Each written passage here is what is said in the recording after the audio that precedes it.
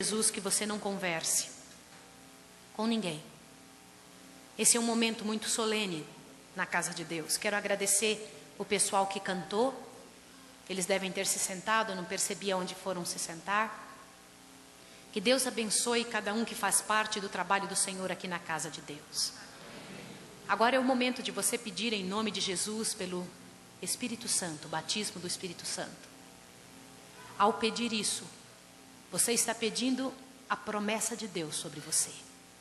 O Senhor Jesus disse que quando Ele fosse ao céu, Ele enviaria o Espírito Santo e que estaria conosco todos os dias através do Espírito Santo.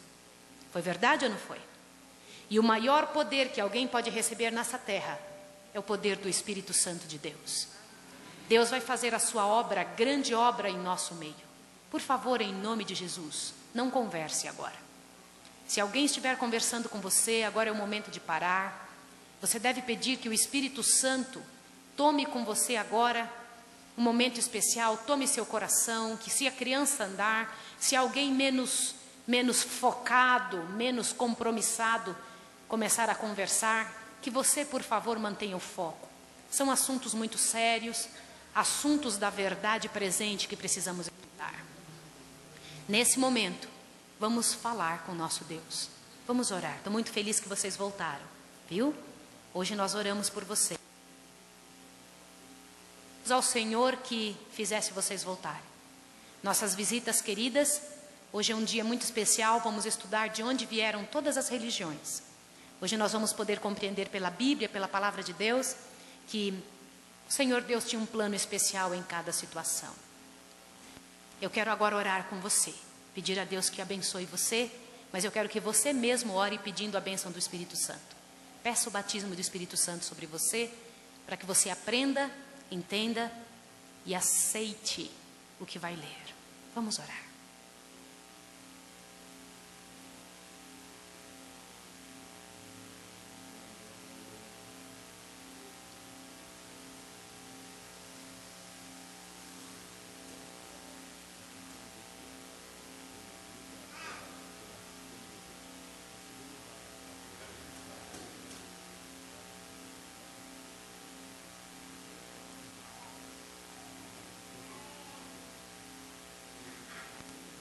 Misericordioso Deus e Pai, Santíssimo Senhor do Universo, nós queremos te pedir perdão, Senhor Deus, em nome de Jesus Cristo. Te pedimos que a graça, poder e os méritos de Jesus sejam colocados na frente do nosso nome agora. Pai, nós precisamos de Ti. Precisamos tanto, Senhor, e nem sabemos como pedir. Em nome de Jesus, envia sobre nós, batiza-nos com Teu Santo Espírito. Ensina-nos a obedecer. Ensina-nos a confiar nas Tuas misericórdias. Realiza a Tua obra em nós. Em nome de Jesus. Amém, Senhor. Amém. Quantas pessoas estão sem Bíblia essa noite? Pode levantar a mão, por favor. As pessoas sem Bíblia. Por favor, as pessoas podem me ajudar a distribuí-las. Permaneça com a sua mão levantada, para que você receba uma Bíblia emprestada. No finalzinho você deixa no banco, mas é para que você possa ler aqui. Sem conversar, por favor. Ainda continuando no mesmo espírito. Mantenhamos o cuidado. Mantenham as mãos levantadas, irmãos vão entregar Bíblias para vocês, para que cada um possa ler. Por favor, não perca o privilégio de ler a Bíblia agora. Não perca o privilégio de ler a Bíblia agora. Por favor.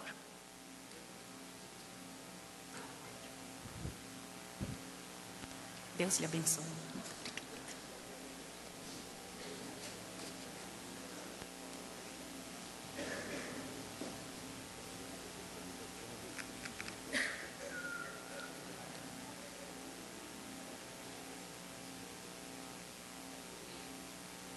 Eu quero pedir algo também, meus irmãos, agora. Vocês estão sentados como família? A família de vocês está pertinho de vocês agora? Está? Eu penso que sim, né? A maior parte das famílias está junto. Nós temos aqui 50 cópias do que vamos falar hoje à noite. E eu gostaria que os mesmos irmãos me ajudassem a entregar por família. Tá bem? Por família. Assim como a Bíblia vai ser deixada no banco após o uso, Também depois, na hora que vocês... Isso daqui não precisa entregar de volta. Vocês levem para casa, eu vou deixar um por família disso aqui, ó, história da igreja cristã.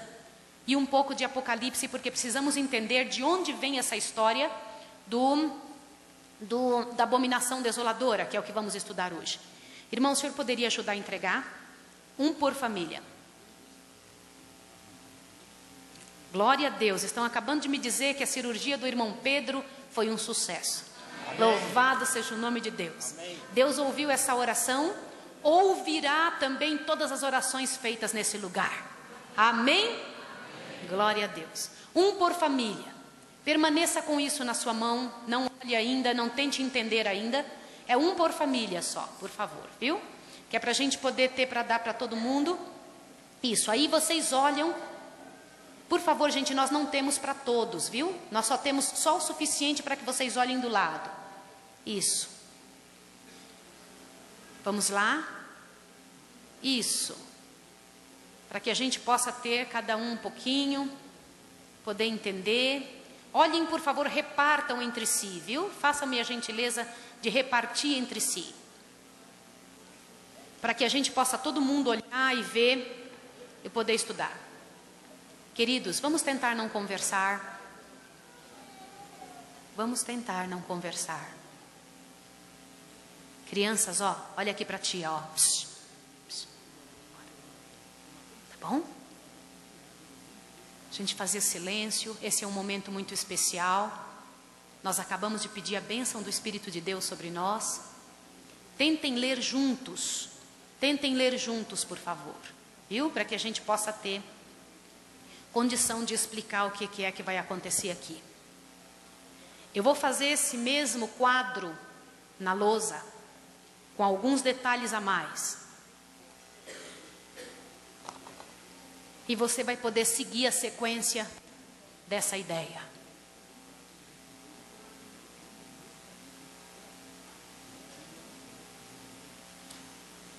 Assim vocês podem ler todos num papel só e poder chegar mais pertinho.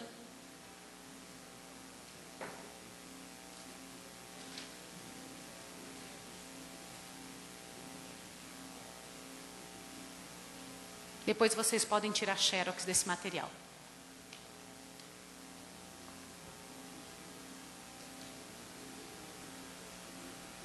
Ok. Agora olhe para cá, por favor. Mantenha seu olhar fixo aqui. Por sábado pela manhã nós pregamos sobre os sinais iminentes da volta do Senhor Jesus. E pela palavra de Deus ficou claro que nós estamos nos últimos dias da história da Terra. Amém? Amém. Louvado seja o nome de Deus, porque a própria palavra de Deus diz que nós devemos olhar esses sinais e levantar a nossa cabeça e nos alegrarmos, porque a nossa redenção se aproxima. Também estudamos no mesmo sábado como que foi o último sinal que Jesus deixou de que Ele estaria voltando. Não só a pregação do Evangelho, mas o sinal de como estaria sua igreja. A parábola das 10 virgens. Lembra-se disso? Lembra? A parábola das virgens mostra como a igreja de Deus estaria por ocasião da volta de Jesus. E infelizmente nós sabemos que a igreja, Jesus disse que ela estaria como? Não só Jesus, Paulo também disse que é hora de despertarmos do sono. E se é hora de despertar do sono é porque ele sabia que alguém estaria dormindo. Estudamos também no domingo sobre as vestes nupciais. Que tipo de veste o Filho de Deus tem que usar para entrar na Canaã celestial? Que é o caráter de Cristo. Sem o caráter de Cristo ninguém chegará ali. As pessoas que pensam que o amor de Deus e a graça de Jesus é suficiente, ela está certa, mas sem as obras correspondentes, nós não estamos amando o sacrifício de Jesus. Porque Jesus não veio morrer para nós continuarmos em nossos pecados. A graça de Jesus não dá liberdade para ninguém continuar em pecado. Nós devemos mudar. A mudança de vida mostra que a graça fez efeito. A vida eterna acontece quando a graça de Deus faz efeito. e só faz efeito quando você muda de vida. Jesus só prova, você só prova que Jesus vive em você quando sua atitude muda. É assim que a coisa acontece. Por isso que algumas pessoas pensam, eu estou debaixo da graça, não preciso guardar os mandamentos de Deus. Está falando um dos maiores erros, uma das maiores falácias do Evangelho. O fato de ter Jesus é que prova que você deve guardar os mandamentos de Deus. Vou fazer uma pergunta para os meus irmãos, para esclarecer melhor esse assunto. Qual mulher aqui, por mais abnegada que seja, por mais amorosa que seja, por mais bondosa que seja, aceita casar-se e permanecer casada com um homem que diz o seguinte: querida, eu amo muito você, vou ser um bom trabalhador, vou cuidar dos nossos filhos, vou amparar você, vou trazer, deixar comida em casa, tudo direitinho, durante 6 dias. E num dia por semana eu vou namorar todas as mulheres que eu quiser. Qual mulher aceita? Eu queria ver uma mão levantando. Eu ainda não encontrei nenhuma que aceite isso. Ok, vou perguntar agora para os homens. Qual homem aceita que sua esposa diga, eu vou ser higiênica, vou me instruir, vou ser honesta, cuidadosa, cuidar dos nossos filhos, cuidar de nossa casa, vou ser submissa, vou ser cuidadosa com todos os detalhes para ser uma boa esposa. Mas durante 1 hora por semana, não preciso nem um dia, 1 hora por semana, eu vou namorar todos os homens que eu quiser. Qual marido aceita? Não aceitam também? Sabe por que ninguém aceita? Porque ninguém é louco. Agora, se nós que somos seres humanos não aceitamos um coração dividido, que fica 1 hora servindo e outra hora sem servir, por que achamos que Deus tem que aceitar? Porque Deus tem que aceitar uma vida assim. Queridos, a graça que não muda a vida da pessoa não é graça, é fraqueza. Estudamos ontem sobre Ezequiel 9, o momento do selamento. O Senhor Deus selando a sua igreja, mostrando para nós em Ezequiel capítulo 9, que a primeira igreja a ser selada é a igreja que mais sabe, que mais responsabilizada foi. Ficou claro para nós ontem que estamos na mira de um Deus que esperava de nós um trabalho no mundo e que infelizmente nós ainda estamos dormindo, como se nada estivesse acontecendo. Mas hoje nós vamos trabalhar com outro detalhe que eu queria que agora você abrisse a sua Bíblia em nome de Jesus. No livro de Apocalipse, e venha ver em nome de Jesus algo grandioso agora. Irmãos, nós estamos lidando com um Deus santo, com um Deus misericordioso e grandioso, que não é que Ele vai vencer, um Deus que já venceu. Esse Deus que já venceu é o qual você clama o nome dEle quando você busca a presença de Deus. Abra sua Bíblia em Apocalipse e veja que coisa interessante que Deus tem ali para mim e para você. Apocalipse, capítulo 2, verso 7. Dê uma olhada que coisa interessante que Deus tem ali para mim e para você. Todo mundo lendo, por favor. Lembrando que toda vez que alguém vem à frente falar, essa pessoa está falando do que traz no coração para Jesus. Quando alguém vem à frente cantar, essa pessoa está cantando daquilo que aprendeu de Deus, está levando um louvor para Jesus. Mas quando você abre a Bíblia, não são pessoas falando ou cantando. Quando você abre a Bíblia, é Deus falando com você. Não perca o privilégio de abrir a Bíblia. Quando você abrir a Bíblia, não desconfie, Deus está falando. Apocalipse 2, verso 7 diz o seguinte: quem tem ouvidos, ouça o que o Espírito diz às igrejas. Ao que vencer, dar-lhe-ei comer da árvore da vida que está no paraíso de Deus. Por que Jesus diz assim, ao que vencer? Por que ele usa esse termo, irmão querido? Por quê? Porque é imperioso vencer. Vencer o quê? Vencer o quê? Vencer o pecado, vencer as coisas erradas, vencer o sofrimento, vencer a pressão do mundo, vencer a luta impiedosa que Satanás faz contra nós. Queridos, deem uma olhada como sofre a juventude de hoje. Você anda pela rua e você vê aquela quantidade de outdoors parados aí na rua. E nos outdoors você vê uma quantidade de imoralidade. É verdade ou não é? É isso que nós temos que vencer. Você anda na rua, hoje em dia você não tem mais como escolher o que enxergar. Você tem que fazer um trabalho mental, porque o mundo perdeu a vergonha. É verdade ou não é? É assim.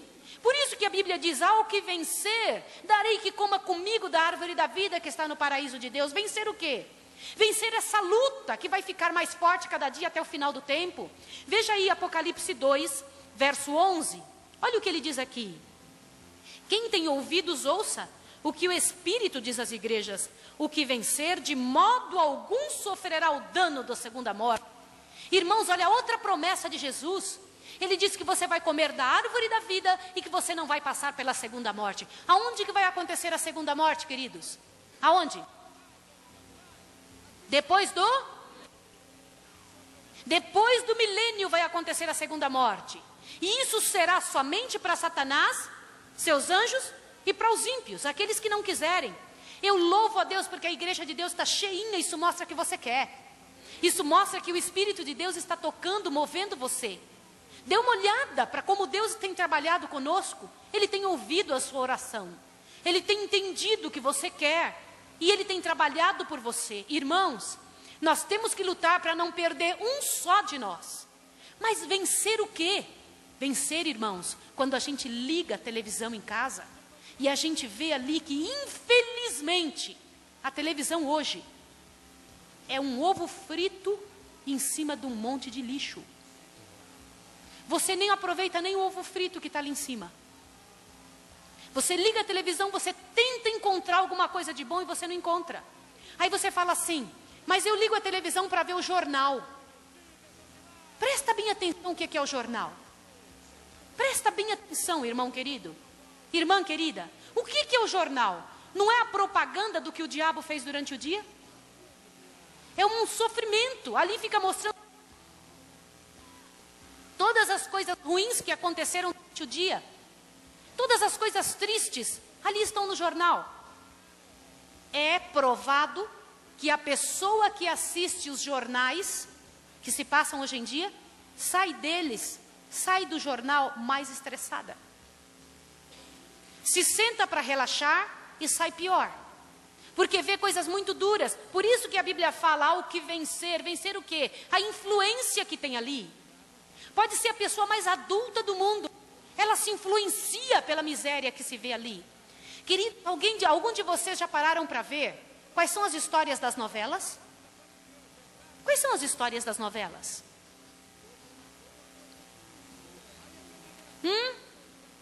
Eu estou vendo vocês falarem palavras horríveis aqui. Traição, roubo, mentira, homossexualismo. É isso ou não é? Como pode alguém que está se preparando para viver com anjos santos, imaculados no céu, parar em frente à televisão para assistir algo dessa qualidade? Como que pode nós alimentarmos nossa mente com roubo, homossexualismo, adultério, traição, mentira, espiritismo? Como pode? Por isso a Bíblia diz, ao que vencer. Vencer o quê? Vencer isso, irmãos. Vencer esse tipo de comportamento. Apocalipse 2, verso 17. Olha o que diz aqui. Presta atenção. Quem tem ouvidos, ouça o que o Espírito diz às igrejas. Que Espírito é esse? O Espírito Santo. Ao que vencer, darei do maná escondido, e lhe darei uma pedra branca, e na pedra um novo nome escrito, o qual ninguém conhece senão aquele que o recebe. Olha para mim aqui. Eu estou ansiosa por receber essa pedra com meu novo nome. Você terá um novo nome ali, querido, querida. Por quê? O nome significa o caráter da pessoa. Só quem conhece o seu caráter é Jesus. E Ele leu a sua vida e vai Ele mesmo te dar um nome correspondente ao teu caráter. Já pensou algo assim? ele vai dizer para você, o seu nome agora é? Lembra quando ele encontrou Jacó? Jacó foi mudado, ele mudou o nome dele de Jacó para Israel. Quando ele encontrou Abrão, mudou o nome dele para Abraão. Foi ou não foi? Deus, quando trabalha na vida de alguém, ele transforma o nome dessa pessoa. Mas vencer o que, irmãos? Aqui diz: ao que vencer, darei um novo nome. Um novo nome, queridos. É tão sério isso que Deus diz. Você vai mudar completamente de caráter, mas quando? Só quando chegar no céu? Só quando chegar no céu é que seu caráter vai ser mudado? Qual é a única coisa que nós vamos levar para o céu? Então ele não vai ser mudado lá. Ele vai ser mudado quando? Aqui. Aqui, irmãos, é que o caráter precisa ser mudado. E existem coisas que fazemos, que pensamos, que assistimos, que permitimos em nossa vida, que deixamos acontecer na nossa história, que faz com que nosso caráter se transforme numa miséria. Eu quero que você preste bem atenção no que eu vou lhe dizer agora. Nós somos formados por 3 partes. Todas as pessoas que estão aqui são formadas por 3 partes. Do mais inteligente ao menos culto. Do rico ao pobre. Do mais cristão ao mais pecador aqui dentro. Todos têm essas 3 coisas que eu vou dizer. Os cristãos são formados, todos os seres humanos, irmão, são formados por personalidade, caráter e índole. Eu vou explicar as 3 coisas para vocês verem como a nossa escolha muda a atitude de vencer. Presta atenção. Personalidade é essa disposição que a pessoa tem. Uma pessoa é colérica. Colérica é aquela que diz: eu não levo desaforo para casa. O que você está me olhando? Perdeu alguém parecido comigo? É aquela pessoa durona. É assim. O sanguíneo é aquele alegrão, amigão de todo mundo. Chega, vai animando a festa, diz assim: todo mundo para a igreja, todo mundo. Não pode faltar, não pode faltar. Vamos chegar cedo, vamos chegar cedo. Ele mesmo não chega, mas vamos chegar cedo, vamos chegar cedo. Este é o sanguíneo. Sanguíneo é amigão, faz muita amizade, é o líder. Existe também o melancólico. O melancólico é aquele que diz: ai, o passado era tão bom. Era tão bom no passado, tudo era tão melhor ali. Puxa vida, mas ele é meticuloso, cuidadoso. O melancólico, ele é cuidadoso, sensível. Também existe o fleumático. O fleumático é aquele que olha assim para a situação e diz: ei, deixa eu dizer uma coisa para vocês. Eu estou achando que eu não vou conseguir vender esse livro. Aí o pessoal fala: vai, você vai vender sim. Aí ele fala: ó, consegui vender o livro, mas eu acho que eu não vou conseguir entregar. Mas aí você fala assim: não, você vai conseguir entregar sim. Vai lá atrás, tenta entregar o livro. Aí ele pega, vai lá e entrega. Quando ele volta e fala: eu acho que ele vai vir devolver. Vocês entenderam? Isso é personalidade. Quem que dá a personalidade para nós? Personalidade não tem só o lado ruim, tem o lado bom. O lado ruim foi a gente que desenvolveu na vida, entendeu? Tem o lado bom. O fleumático é aquela pessoa também que raramente ela mente. É aquela pessoa certinha. Quando você conversa com o fleumático, pode ficar sossegado que ele está dizendo a verdade. Entendeu? O colérico, nossa, você não encontra a casa dele bagunçada. Colérico é organizado.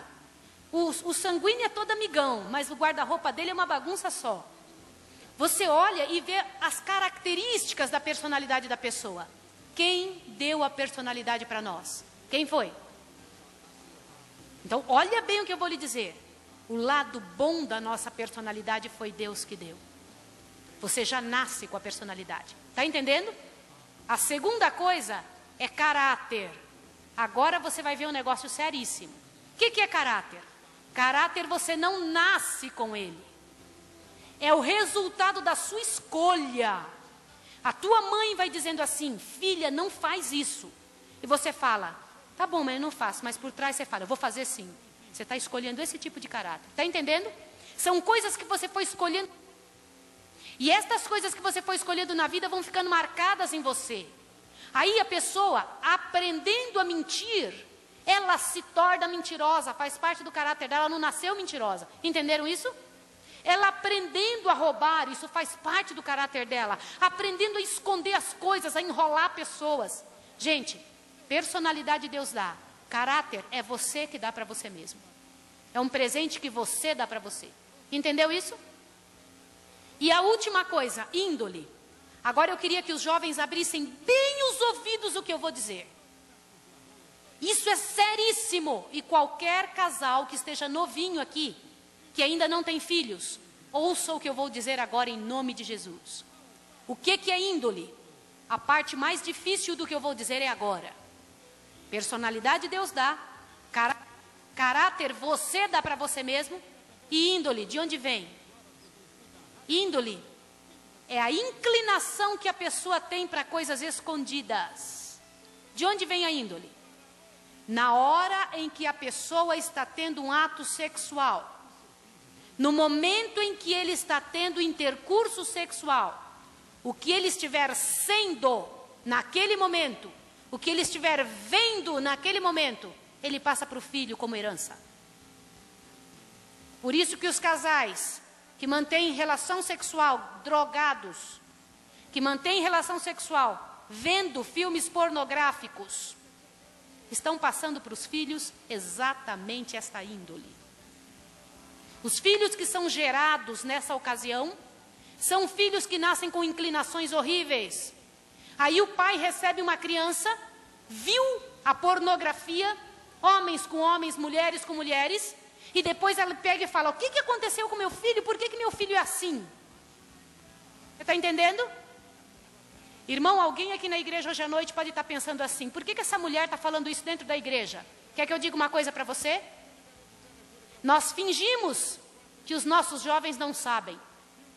Nós fingimos que não temos que falar estas coisas dentro da igreja. E você sabe o que acontece? Nós temos uma multidão de pessoas com pecados escondidos, horríveis, horríveis, e que ninguém toca no assunto. E o fato de não tocar no assunto não significa que o problema acabou. Por isso, querido, quando você brinca com a sua sexualidade, você não sabe o que é que pode estar gerando para a eternidade. Pode estar gerando filhos para o pecado. Personalidade Deus dá, caráter você dá para você, só que a índole é presente dos pais. Os pais dão isso para os filhos. Eles oferecem isso para os filhos. É a herança que eles dão para os filhos. É sério ou não é? É hora ou não é a hora de começar a mudar de posição, de visão na vida? Por que Deus disse sexualidade só dentro do casamento? Por quê? Imagine que situação, quantas crianças sofrendo porque eles não têm pai e mãe juntos. Sabe, eu estudei numa universidade que era cristã, mas não era adventista do sétimo dia. Eu estudei numa universidade cristã e os professores pediram urgentemente algo para nós. Eu quero que você olhe bem para mim aqui agora. Sabe o que foi isso que os professores pediram? Disseram assim: alunos, por favor, implorem para os jovens das suas igrejas, implorem para eles apagarem a palavra divórcio do vocabulário deles. Para eles entenderem que não vão entrar num relacionamento para acabar daqui uns dias. Para eles entenderem que uma coisa é para sempre, é eterna. Já pensou isso? Eles eram cristãos, eles não são adventistas. Cristãos. É hora de nós chamarmos a nossa igreja, nossos jovens, e dizer para eles que acabou a hora de brincar. Por isso Deus diz: há o que vencer. Vencer o quê? Vencer o mundo imoral que está lá fora. Ele não pode entrar dentro da igreja. Esse mundo imoral não pode fazer parte da nossa igreja. Nós não podemos ter filhos para perdição. Não podemos. Eu quero dizer uma coisa para a moça. Moça querida, se você está namorando um rapaz que te pede a prova de amor, que fala para você: querida, por favor, mantenhamos uma vida sozinhos, é por amor mesmo, por amor Deus aceita tudo. Eu quero que você abra bem seu ouvido ao que eu vou lhe dizer agora. Este rapaz não ama você.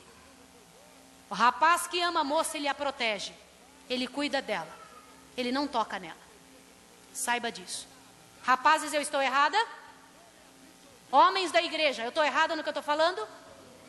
Um homem, quando ama uma mulher, ele protege ela, ele não expõe ela. Essa é a verdade. E se você, moça, está namorando alguém que está tocando em você, coloque o teu cabelinho de molho. Pense bem. Você precisa esfriar um pouco a cabeça. Rapaz, se você tem tocado em algo que não te pertence, se você tem tocado numa moça que não é tua, isso é roubo. É roubo perante Deus. O Senhor Deus diz, não defraudeis um ao outro. Por isso que a Bíblia diz, ao que vencer o quê? Esse comportamento sujo lá fora. Essa moça é filha de alguém, ela pertence a alguém. Antes de pertencer ao pai e à mãe dela, ela pertence ao Deus eterno. É hora de você pensar 2 vezes, antes de seguir o comportamento fraco que o mundo tem seguido. Apocalipse capítulo 2, verso 26. Olha o que diz aqui. Ao que vencer e guardar até o fim as minhas obras, eu lhe darei autoridade sobre as nações. Olha aqui, como é que é isso, queridos? Isso é uma promessa de Deus. Apocalipse 3, verso 5. O que vencer será vestido de vestes brancas, e de maneira nenhuma riscarei o seu nome do livro da vida, mas confessarei o seu nome diante de meu Pai e diante dos seus anjos. Amém? Isso é o que Deus promete para você, querido, querida. Você tem que vencer essas inclinações, vencer essas coisas que você gosta, mas que não são certas, vencer a influência mundana. Eu sonho com uma igreja, irmão, uma igreja que tenha piedade do fracassado, mas uma igreja que levante a cabeça, tenha coragem de chamar o pecado pelo nome, a partir de sua própria vida. É fácil chamar o pecado pelo nome na vida dos outros, chamar o pecado pelo nome na nossa própria vida, de ter a coragem de chegar em casa e tirar tudo que não presta, tudo que não pertence ao Deus eterno. Eu queria lançar para a igreja, em nome de Jesus, um desafio hoje. Um desafio hoje. Eu orei muito ao Senhor para que a nossa igreja estivesse lotada. Deus ouviu nossa oração. Porque eu tenho um pedido a fazer à igreja, em nome de Jesus Cristo. Que nós fizéssemos um teste conosco mesmos. Você sabe por que é que ouvimos sermões e de repente parece que passa uma semana, 2 e a coisa não funciona mais? Sabe por que parece que esfria dentro do coração? Você já sentiu isso, irmão? Sentiu ou não? Eu já senti isso tantas vezes, queridos. Isso já me aconteceu. De ouvir coisas muito sérias e de repente passou. Sabe quando foi que começou a fazer diferença, irmão? Quando eu comecei a praticar o que eu ouvia. Sem praticar o que você ouve, acaba se tornando balela. E a próxima vez que você ouvir de novo, dá tanta importância. Tem que praticar agora. Tem que colocar agora aos pés de Deus a tua vida. Senão não vai funcionar. Você sabe, quer que eu diga uma coisa para você? A maior parte de nós, a maior parte dos seres humanos da terra, tem condição de saber o que é errado. Uma pequena parte não sabe ler nem escrever e nem tem acesso à Bíblia. Mas a Bíblia diz que nem eles estão isentos de receber a mão de Deus sobre eles. Por quê? Diz que eles não são indesculpáveis, não são desculpáveis. Perante Deus eles são indesculpáveis. Por quê? Posso ser bem sincera, irmãos? Responda para mim aí no seu íntimo do coração. Você sabe ou não sabe quando está errado? Sabe ou não sabe? Não tem um aqui que, sendo sincero, diga, eu não sei. Você sabe sim. E meu Deus disse que daria, irmãos, daria o céu por testemunha daquele que se esforçasse, daquele que largasse o pecado. Apocalipse 3, verso 12. Dê uma olhada. Ao que vencer, eu o farei coluna no templo do meu Deus, de onde jamais sairá. Amém? Escreverei sobre ele o nome do meu Deus. Escrever o nome de Deus sobre nós é colocar o caráter de Deus na gente. E o nome da cidade do meu Deus, a Nova Jerusalém, que desce do céu da parte do meu Deus, e também o meu novo nome. Que tal, queridos? Isso é promessa de Deus. Ele disse, eu vou fazer isso com você. Vale a pena ou não vale? Vale a pena. Vale a pena. E eu vou dizer um negócio aqui para vocês, ó. O inimigo nos engana, dizendo que o céu é só até aqui.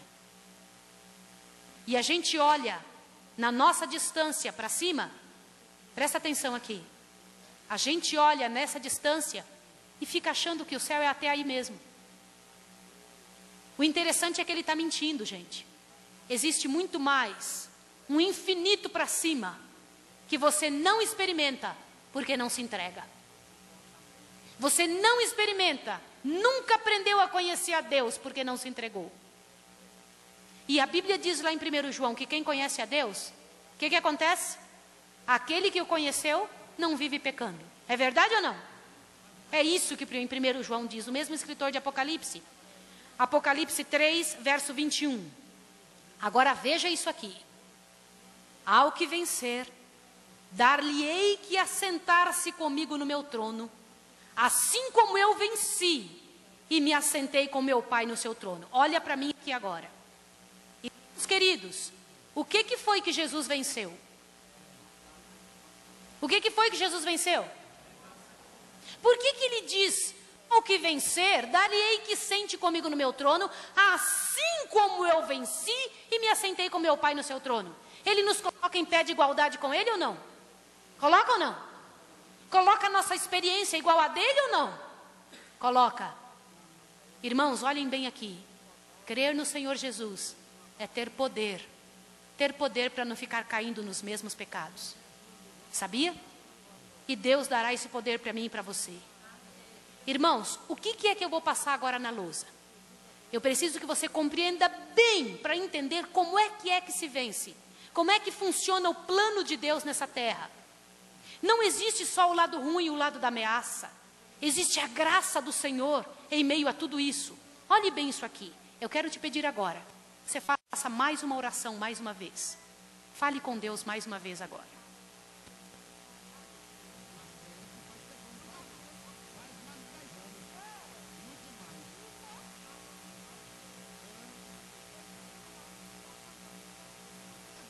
Misericordioso Deus, mais uma vez nós te pedimos, em nome de Jesus, dê com tua própria ordem para qualquer inimigo do mal sair daqui, Senhor Deus. Que em nome de Jesus só teu Santo Espírito possa rondar através deste lugar. E que possamos entender, Senhor, que tu queres que vençamos e tu nos dará poder para isso. Em nome de Cristo, amém, Senhor. Queridos, olhem para cá agora. Vocês conseguem enxergar o que eu fiz aqui? O que eu fiz aqui? Número 1. Queridos, eu vou colocar algumas datas aqui e vou explicar rapidamente uns negócios, para que vocês entendam algo grandioso. Ó, eu estou colocando aqui algumas datas. E eu quero ver se vocês estão entendendo essas datas. 8.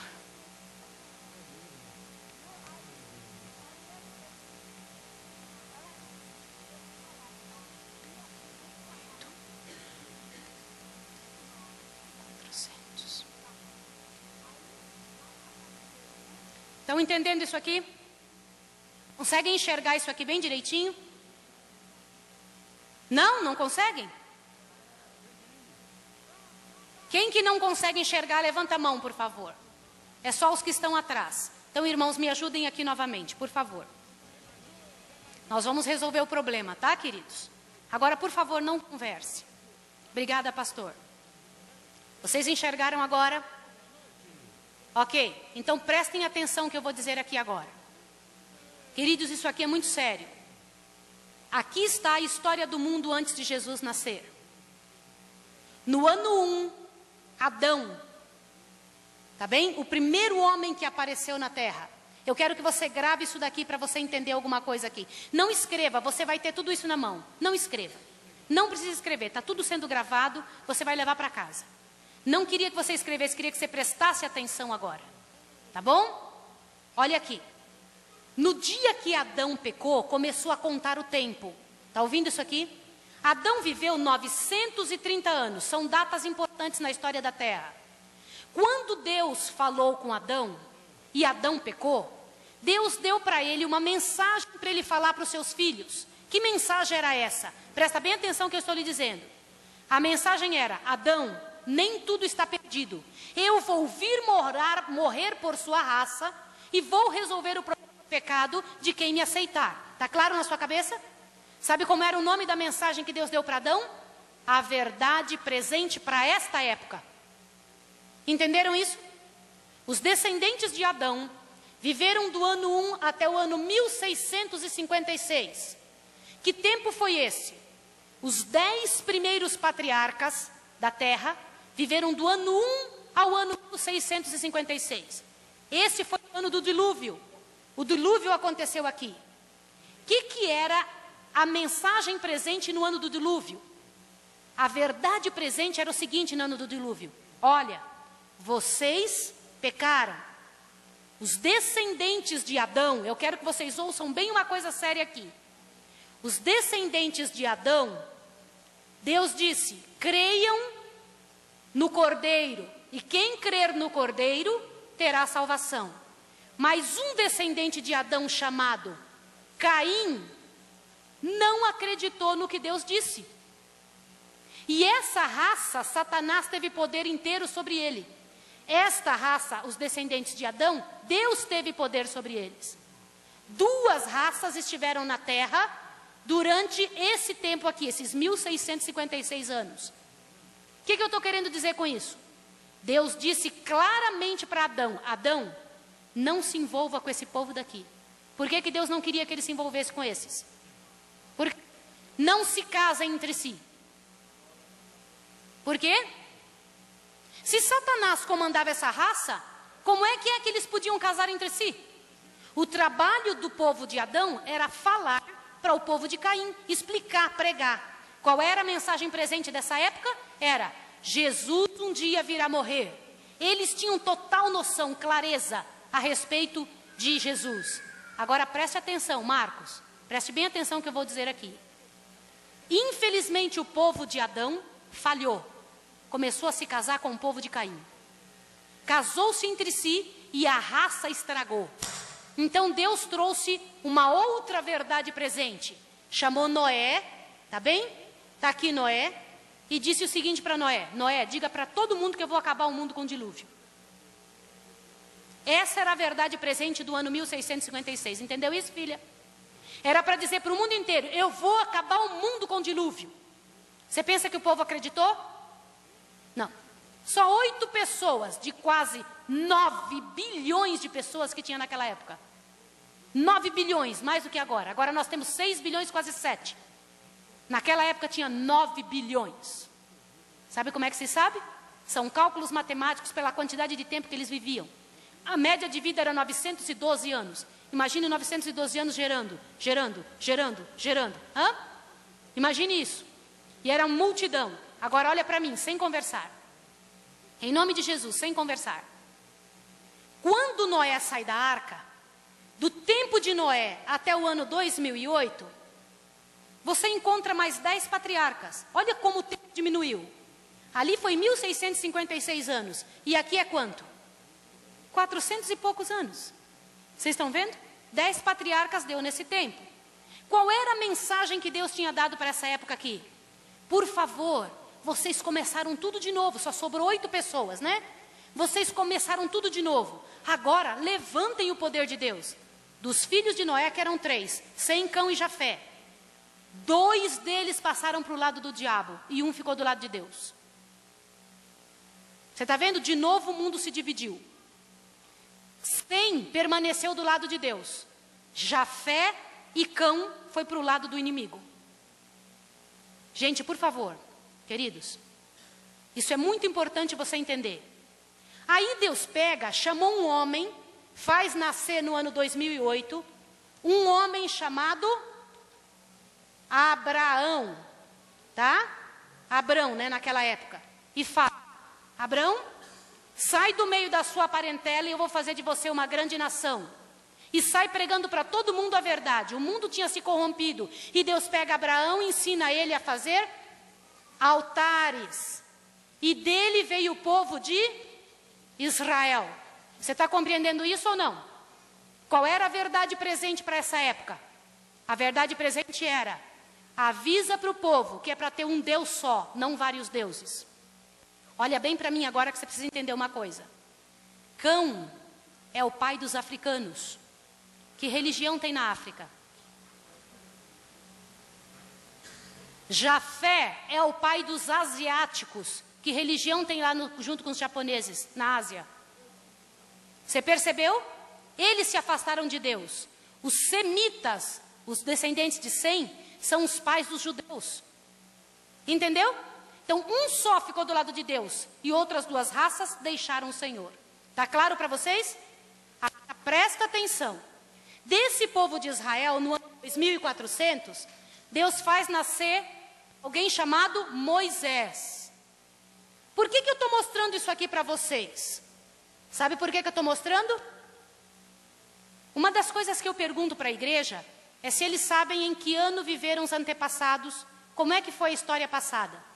A maior parte de nós não entende em que época Jesus viveu, em que época Noé viveu, em que época Moisés viveu.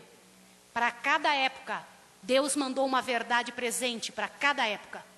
Uma verdade para o povo ver como é que era que fazia para se salvar. Está claro para você agora?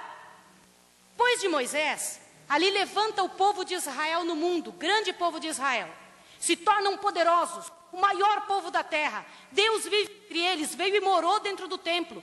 Ali estava poderosa aquela gente. Quando eles estavam bem poderosos, eles viraram as costas para Deus e falaram: não queremos mais Deus. Sabe o que Jesus falou do povo de Israel? Disse assim, ó: Israel é uma égua gorda. Quando engordou, deu coices. E é isso mesmo. Você já percebeu que quando está tudo bom com a gente, o que a gente faz? Se esquece de Deus. Assim o povo de Israel fez. No ano 3008, nós vemos aqui, ó, Davi, Salomão, né? Os grandes reis de Israel. O povo de Israel reinando sobre o povo de Israel. E Deus sendo esquecido. Agora, olhe bem o que eu vou lhe mostrar. Não passou muito desde que eles esqueceram Deus, eles se tornaram escravos de Nabucodonosor no ano 3400. Nabucodonosor. Por que eu estou falando sobre isso? Olha para mim aqui. Jesus nasceu depois de tudo isso aí, ó, depois de 4.000 anos que o mundo já tinha gente aqui fracassada. Agora conta comigo. Quanto tempo faz que Jesus já nasceu? Quem sabe? 2.000 anos. Mais 4.000 que já tinha passado. São quanto? É o tempo que o mundo existe ou não? É, né? Agora pega a sua folhinha na sua mão. Pode abaixar, irmão. Tudo isso que você viu ali na lousa, sem conversar, queridos. Olha para cá agora que eu vou mostrar uma coisa para vocês. Quantos não têm a folhinha? Ok, uma boa parte. Presta atenção agora o que eu vou explicar. Queridos, olha bem para mim agora, porque eu vou explicar algo. Aqueles que têm a folhinha vão entender um pouco melhor, mas os outros não vão ficar sem. Quando Jesus morreu na cruz do Calvário, ele deixou uma verdade. Presta atenção aqui para mim, por favor. Quando Jesus morreu na cruz do Calvário, ele deixou uma verdade para ser pregada ao mundo. Sabe que verdade foi essa? Ele deixou o seguinte: todo o povo de Israel havia modificado as leis de Deus. Eles tinham tanto medo de fazer o errado, porque sabiam que tinham se tornado escravos por fazer o errado, que agora, em cima das leis que Deus tinha deixado, eles inventaram outras. Por exemplo, quando Deus falou assim, olha, você não pode desonrar pai e mãe. Aí eles disseram, não podemos desonrar pai e mãe. Mas se a gente levar lá no templo uma oferta para dar para Deus, a gente pode deixar o pai e a mãe sem problema. Eles estavam comprando a lei, você entendeu? Eles estavam inventando uma lei dentro da lei de Deus. Na lei do sábado, por exemplo, Deus falou, não é para trabalhar no dia de sábado, nem você, nem seu filho, nem seu escravo, nem ninguém, e é para descansar e ir para a igreja. É isso ou não é? É isso que diz na Bíblia ou não é? É. Sabe o que os judeus inventaram? Se você andar tantos passos no dia de sábado, você está trabalhando. Se você levar um lencinho, você está carregando um peso. Então você tem que amarrar o lenço na roupa, porque se amarrar o lenço na roupa, você não vai estar trabalhando, ele faz parte da sua roupa, e você pode se enxugar. Você não pode cuspir no dia de sábado no chão, porque senão você está fertilizando a terra. Então não pode fertilizar a terra, então não cuspa no dia de sábado. Foi Deus que falou isso? Eles inventaram leis em cima do sábado, está entendendo? O que isso significa? que significa isso? Significa que na época que Jesus chegou aqui nessa terra, Jesus encontrou as leis dele envolvidas por um monte de lei que ele não tinha criado. Entendeu isso? E estas leis que ele não tinha criado, que os judeus tinham inventado, eram essas que ele dizia: estas eu não sigo. Quer ver isso na Bíblia? Abre a sua Bíblia em Mateus. Rapidinho. Sem falar, por favor. Sem conversar. Sem conversar, por gentileza. Mateus capítulo 15.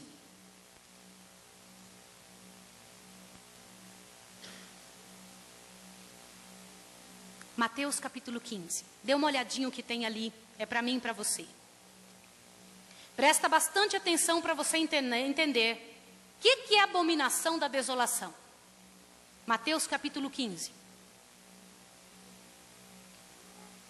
Verso 1 em diante. Então vieram de Jerusalém a Jesus alguns fariseus e escribas e perguntaram, põe o dedo aí e olha para mim. O que é fariseu? Fariseu era uma seita que existia dentro da religião judaica.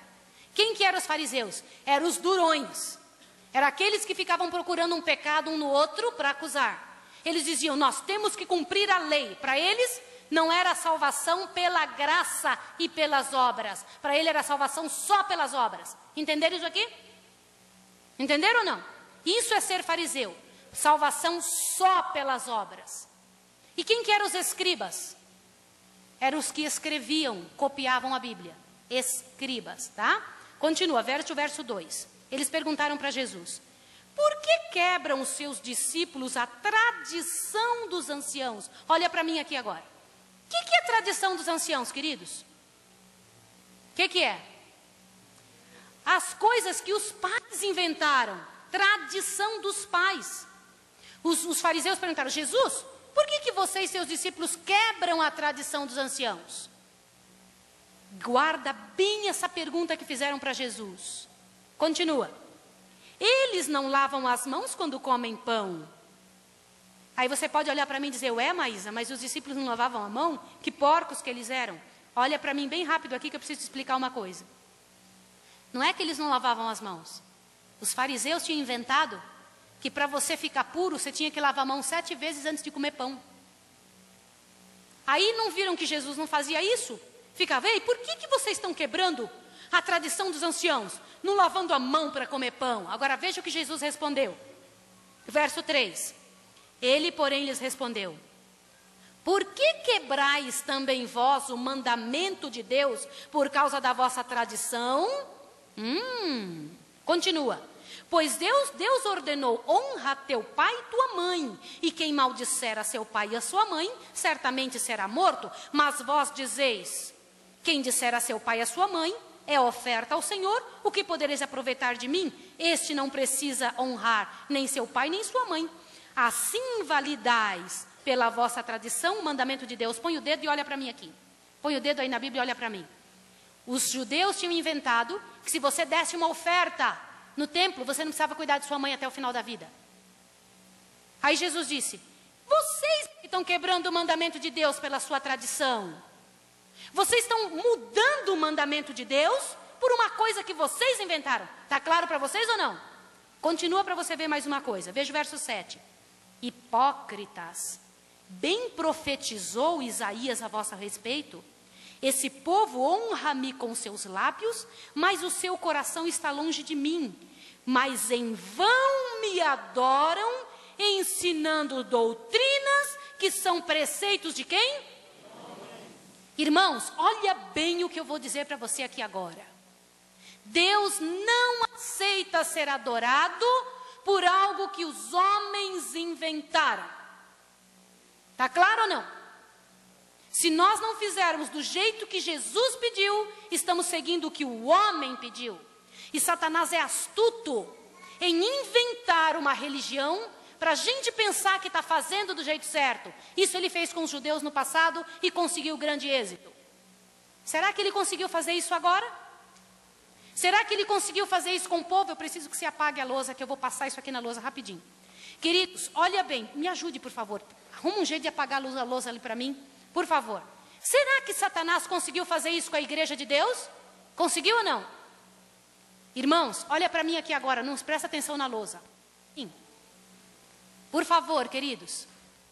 Quando Jesus morreu na cruz do Calvário, ele deixou aqui a religião pura que ele tinha explicado para Adão. Alguém tem dúvida? Você acha que a religião que Deus explicou para Adão é diferente da que ele tem hoje? Não. A religião que Deus explicou para Adão é a mesma que ele explicou para Noé? Sim ou não? A religião que ele explicou para Noé, para Adão, é a mesma que ele explicou para Moisés? Sim. A religião que ele explicou para Adão, Enoque, para Noé, Adão e Moisés, é a mesma que ele explicou para Davi? É ou não é? É ou não é, querido? Deus não pode mudar. A religião que Jesus explicou para Adão, Noé, Moisés, Davi e também para Daniel, é a mesma que ele explicou para os discípulos? Queridos, o que vocês vão entender aqui agora é um negócio seríssimo. Jesus nunca mudou. Quem mudou foram os homens. Jesus nunca mudou uma grama. Quem muda as coisas são os homens. E quem é que faz os homens mudarem? Com que interesse? Eles pensem que estão adorando Deus, mas estão adorando quem? Ao inimigo. Agora presta atenção que você vai ver agora. Eu passei todo o mundo do passado, não é?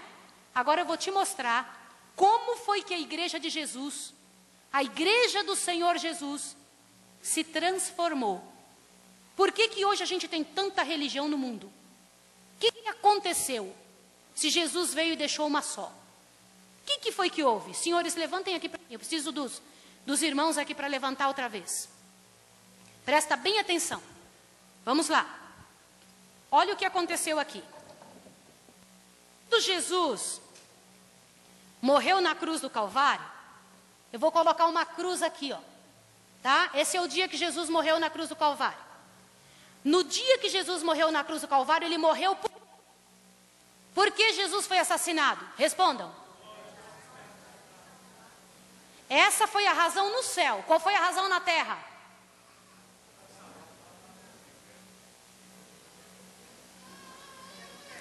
Olhem para mim, por favor. Jesus foi assassinado porque os judeus não aceitaram que ele pregasse a verdade. Jesus foi assassinado porque ele causava problema entre o povo, porque ele tinha coragem de falar a verdade, porque ele não aceitava o erro que o povo tinha inventado. Agora, para o céu, Jesus morreu pelo quê? Pelos nossos pecados. Você acha que quando o judeu matou Jesus, falou, estou te matando para você salvar dos nossos pecados? Não foi por isso. Foi ou não foi? Foi ou não foi? Então olha aqui para mim. Quando Jesus morreu na cruz do Calvário, ele deixou aqui 12 discípulos. Olha bem o que eu vou mostrar para você. Esses discípulos não tem mais giz branco. Vocês estão conseguindo ler aqui? Conseguem ler lá de trás, queridos? Queridos, eu não tenho outro... Vocês vão ter que fazer força aí para entender. Tá bom? Ó. Do ano que Jesus morreu, que foi no ano 31, melhorou agora? Até o ano 100... A igreja de Deus que ele deixou aqui era pura, a igreja pura. Por quê? Porque os discípulos, os 12 apóstolos que tinham ouvido da boca do próprio Jesus, estavam vivos. Então eles não deixavam entrar na igreja nada que não prestasse. Entendeu? Quando alguém vinha com alguma coisa de fora errada, os discípulos diziam, não foi assim que Jesus falou. Nós vimos Jesus aqui, nós ouvimos de Jesus, e Jesus não disse isso. Está claro para vocês ou não? Agora tome um susto que você vai ver. O último discípulo a morrer foi João, o escritor do Apocalipse. Ele morreu no ano 96 a 98 da nossa era. 96 a 98, tá? Está aqui, ó, mais ou menos por aí. Quando ele morreu, a igreja pura de Deus continuou com o povo que tinha se convertido, que eram chamados de... Olha bem aqui o que você vai ouvir agora. Cristãos. Esta igreja que recebia o nome de Cristo chamava-se, todo mundo prestando atenção que eu vou lhe dizer, católica. Queridos, católica porque significa, a palavra católica significa universal. Apostólica porque é da época dos apóstolos, discípulos, né? E cristã, porque recebia a ordem de quem? Como era o nome da primeira igreja? Católica, apostólica, cristã. Por quê? Católica significa universal, no céu e na terra se tem aquela religião. Apostólica porque é da época dos apóstolos. E cristã porque recebe ordem de quem? Grave isso na sua cabeça. Quando morreu os discípulos, para você ver a força que você tem, eu quero que você engula isso, leve para sua casa bem feliz o que eu vou dizer. Um cristão tem uma força imensa. Aonde você chega com a verdade, meu filho, você é a luz ali.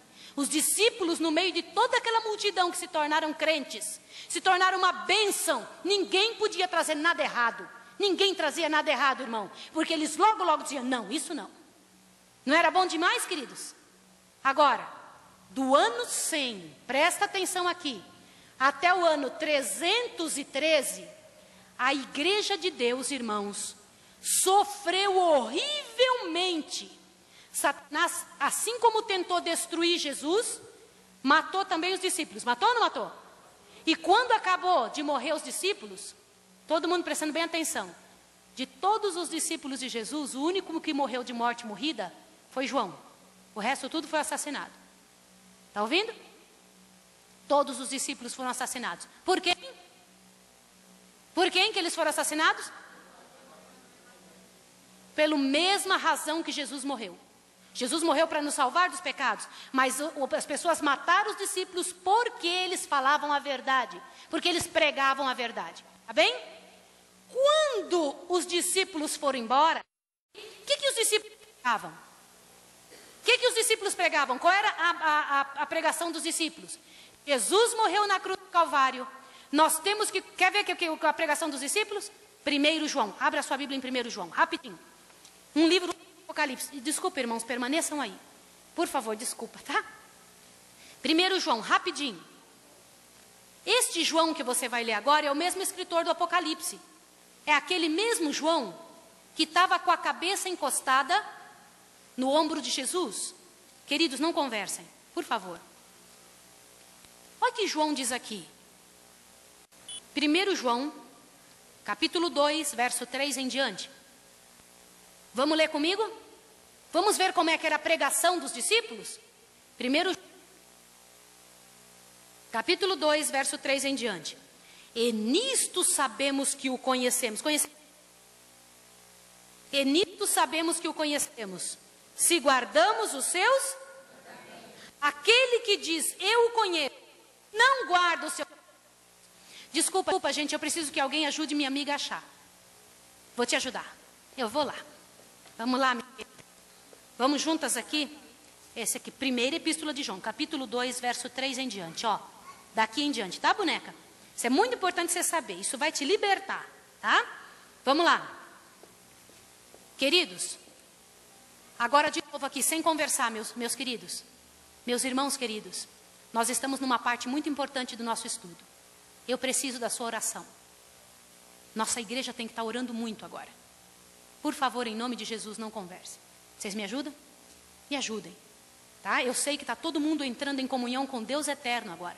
Porque nós vamos entender o que é que o Senhor dos Exércitos pediu para os discípulos pregarem. Lê aí em 1 João, verso 2, capítulo 3 em diante. Diz assim. E nisto, eu vou te ajudar, vou ler com você. Não tem nada, eu te ajudo. E nisto sabemos que o conhecemos, se guardamos os seus mandamentos. Aquele que diz, eu o conheço e não guarda os seus mandamentos, é mentiroso e nele não está a verdade. Continua. Mas qualquer que guarda a sua palavra, o amor de Deus nele tem se verdadeiramente aperfeiçoado. E nisso conhecemos que estamos nele. Aquele que diz que está nele também deve andar como ele. Agora tome um susto mais esse seguinte verso. Veja o verso 7. Amados. Veja o verso 7. Capítulo 2, verso 7. Vamos lá. Diz assim. Amados, não vos escrevo mandamento novo, mais um mandamento antigo, que desde o princípio tiveste. Isso era a pregação de João ou não era? Olha para aqui agora, olha para mim. Quem que escreveu isso aqui? Não era discípulo de Jesus? Queridos, em nome de Jesus Cristo, por essa conversa, por essa pregação, os discípulos eram mortos. Está claro para vocês ou não? Agora continue para vocês verem uma coisa. Todo mundo olhando para mim aqui agora.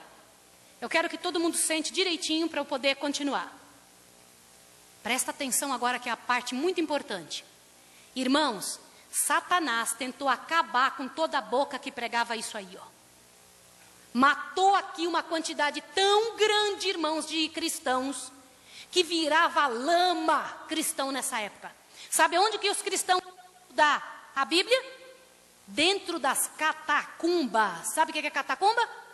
Eles faziam enterravam as pessoas dentro de uma rocha, irmã.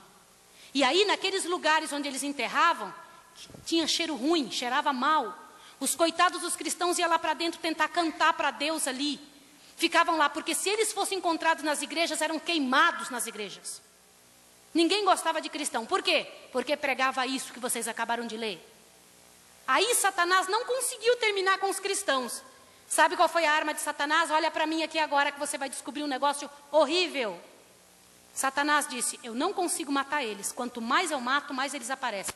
Porque os cristãos, o sangue dos cristãos era como semente, querida. Caía na terra, um monte se convertia. Entendeu isso? Aí Satanás mudou de tática. Aí ele fez um negócio horrível. Sabe o que ele fez?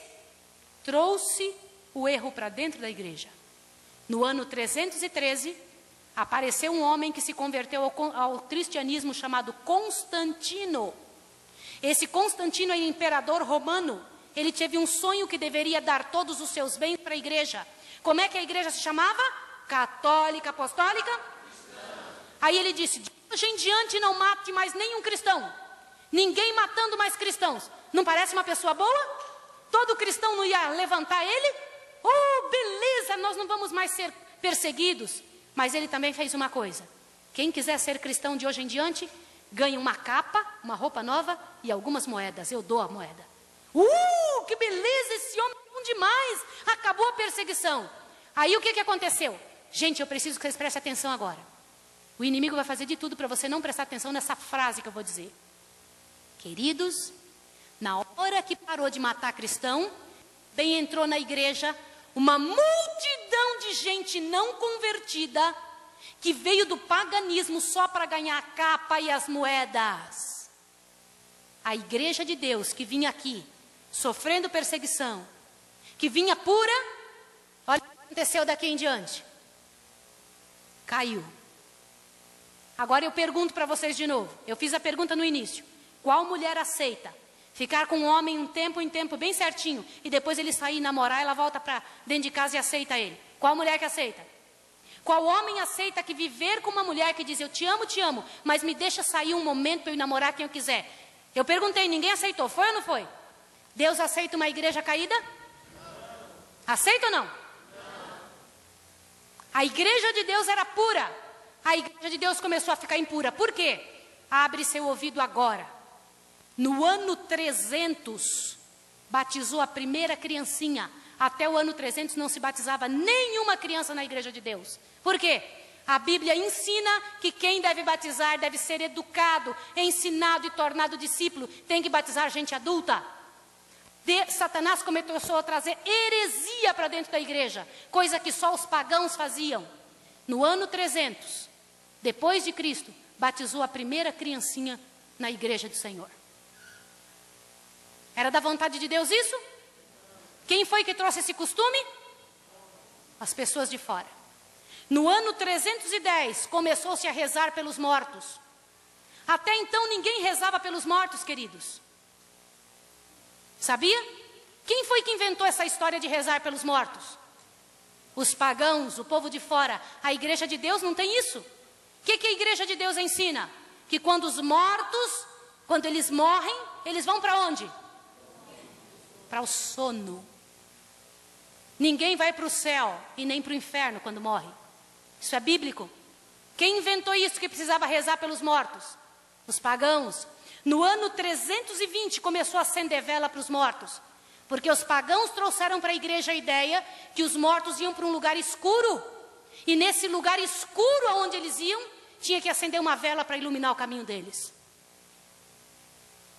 Quer que eu diga uma coisa para você, querido, querida? Olha para mim aqui. Muitas vezes nós fazemos as coisas sem saber por quê. Porque nosso pai fez, nosso avô fez, nosso bisavô fez, e nós não perguntamos por quê. Tem a data na história quando começou isso. Biblicamente isso não existe. Essas coisas entraram para dentro da igreja de Deus. Olha, no ano 321, aqui vem uma bomba para todo irmão que está nos visitando hoje. No ano 321, Constantino promulgou o dia de domingo como o dia de guarda. Eu provo para qualquer pessoa, pela história e pela Bíblia, que do ano de Jesus, que Jesus morreu, até o ano 321, a igreja de Deus guardava o sábado. Começou-se a guardar o domingo por ordem humana. Foi Constantino que mandou guardar o domingo. Outra heresia que entrou na igreja. No ano 421, a igreja deu o título a Maria de Mãe de Deus. Até então, a igreja não a chamava de Mãe de Deus. No ano 538, vem uma coisa impressionante agora para você saber. A igreja que estava sendo perseguida aqui, queridos, ela começou a cair aqui, por quê? Começou a entrar uma série de coisas que Jesus não ensinou. Aí a igreja começou a receber dinheiro de fora para levantar seus templos de novo. Quem que estava dando dinheiro para a igreja? Roma. Constantino era romano. Começou a dar dinheiro, e o Roma começou a dar dinheiro para a igreja. Tem uma coisa importantíssima para você saber. Presta bem atenção. Quando um povo, um império, começa a perder seus súditos, vou explicar isso melhor lá com o que está acontecendo com os Estados Unidos. Quem é que parece que manda no mundo hoje? Os Estados Unidos não parece que manda no mundo? Parece ou não? Presta atenção no que eu vou lhe dizer. Estados Unidos está sem dinheiro, viu? Está perdendo isso aqui, ó. Bufunfa. Está perdendo. Quando ele começa a perder dinheiro, sabe o que ele faz? Corre para... Os Estados Unidos está correndo para a religião. Por quê? O que o dinheiro não consegue, a religião consegue. Por quê? Porque mexe com a cabeça das pessoas. Vai lá e consegue a cabeça das pessoas. Por isso que agora os governos estão correndo atrás de quem mesmo? Atrás de quem, queridos? Eu vou fazer uma pergunta para vocês. Eu não quero o povo com medo, gente, por favor. Quando qualquer presidente vai subir ao poder, que religião eles procuram? A Igreja Católica. Qualquer presidente vai e procura auxílio com o Papa. Procura ou não procura? Que religião você acha que os presidentes acham que está mandando no mundo? A Igreja Católica. É isso que o mundo pensa. Por que isso? Porque a religião procurada por todos os presidentes, por todos os líderes religiosos, desde esta época. Você vai entender agora. Roma mandava no mundo nessa época, ó. Roma. Presta atenção, não conversa não. Quando Roma começou a dar dinheiro para a Igreja de Deus, a igreja no ano 538 aceitou mudar a ordem de quem ela recebia poder. Deixou de ser católica, apostólica, cristã, para ser católica, apostólica? Entendeu aqui? E aí ela recebia a ordem agora de quem? Agora você vai entender de onde vieram as igrejas cristãs de hoje. A Igreja Católica ficou do ano 538, mandando no mundo, até o ano 1517. Presta atenção aqui que você vai ver uma coisa importantíssima. Do ano 538, quando ela mudou de nome, para o ano 1517, mandava no mundo inteiro essa religião, em todos os lugares. Por quê? Porque era a igreja da maior nação da terra. A maior nação da terra era Roma, não era Estados Unidos. Entendeu isso? Agora você vai pasmo com uma coisa. Você pensa que nessa época se estudava esse livro? Você acha que se estudava esse livro nessa época? O que eu estou dizendo aqui não é algo que eu estou inventando. Pega qualquer livro de história, história eclesiástica. Eu peço para você, em nome de Jesus, e hoje procurar isso. Vai amanhã numa biblioteca, entra na internet e vê se eu estou mentindo. Tudo isso que eu estou te dizendo é história pura. Estão entendendo isso aqui? Você pensa que se estudava esse livro? Não, esse livro foi caçado. Não se podia ler. Pessoas simples como você e eu não líamos Bíblia. Não podia. Sabe quem eram as únicas pessoas que liam a Bíblia? Queridos, por favor. Estou ouvindo alguém conversando. Sabe quem eram as únicas pessoas que liam a Bíblia? O clero, alguns do clero. Quem era o clero? Alguns dos padres mais poderosos. Mas no ano 1517, um padre chamado Martinho Lutero, alguém já ouviu falar nesse nome? Ele é o criador da igreja luterana, tá bem? Martinho Lutero pegou e achou uma Bíblia, irmão. Quando ele achou uma Bíblia, ele falou, olha aqui um livro que disseram que não existia. Gente, quantos anos tinha se passado sem Bíblia? Muitos anos. Muitos e muitos e muitos. Ele achou aquele livro e começou a estudar. Quando ele foi estudar, ele falou, ué, tá tudo diferente. Ele vivia se flagelando. Sabe o que é flagelar? Bater no próprio corpo para ganhar salvação.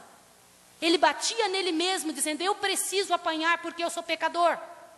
Eu preciso andar de joelhos na escada para ganhar a salvação. Eu preciso sofrer. Você está entendendo? Mas ele entendeu que a salvação é pela fé e pela graça. Aí o que ele fez? Ele correu e escreveu o que ele tinha descoberto na Bíblia e colocou na porta da igreja, de manhã cedo.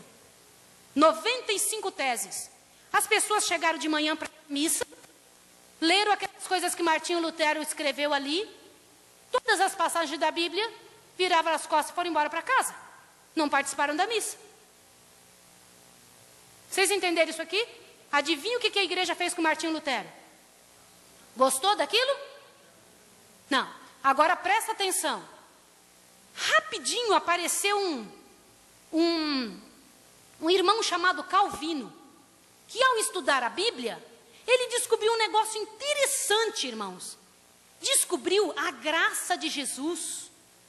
Aí ele criou a igreja presbiteriana. Está entendendo isso aqui? Apareceu um outro, Roger Williams, que descobriu que não se batiza criancinha, que se batiza gente adulta. Criou a igreja batista.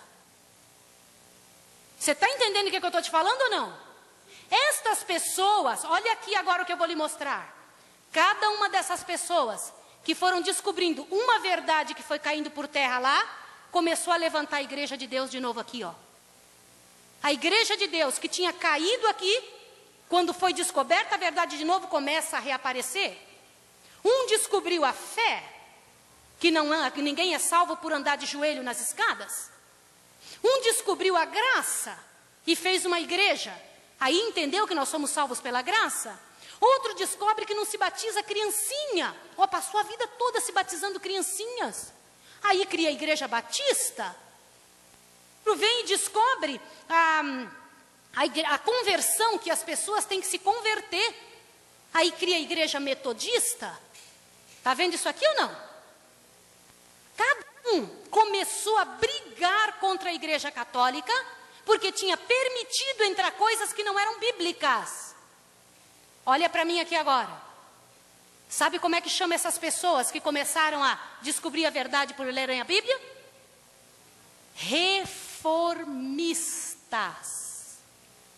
Protestantes.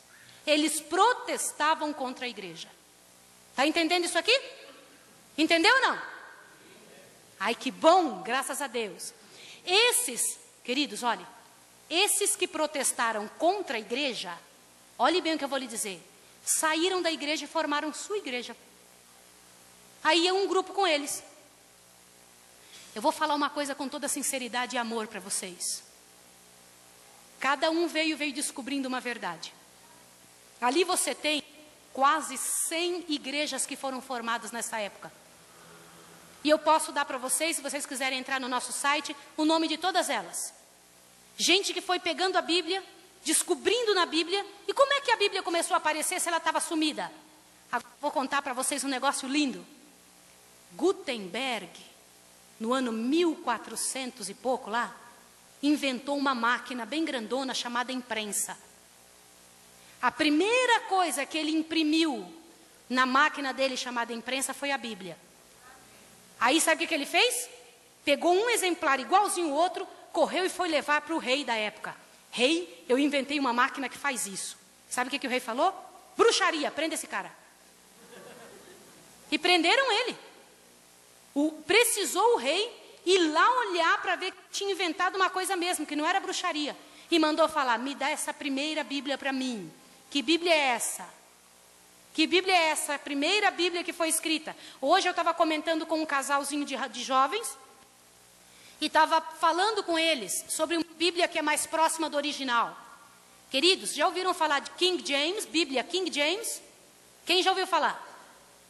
Pouca gente ouviu. Queridos, as Bíblias de tanta tradução perderam significado. A Bíblia mais próxima do original é uma Bíblia dessa tradução King James, que no Brasil é chamada Bíblia Fiel. Eu tenho um exemplar dela, que é a Bíblia do meu marido. Tá bem? Bíblia Fiel. A linguagem dela é a mais próxima do original. É bem parecida com essa que o rei King James tinha ela. Entendeu?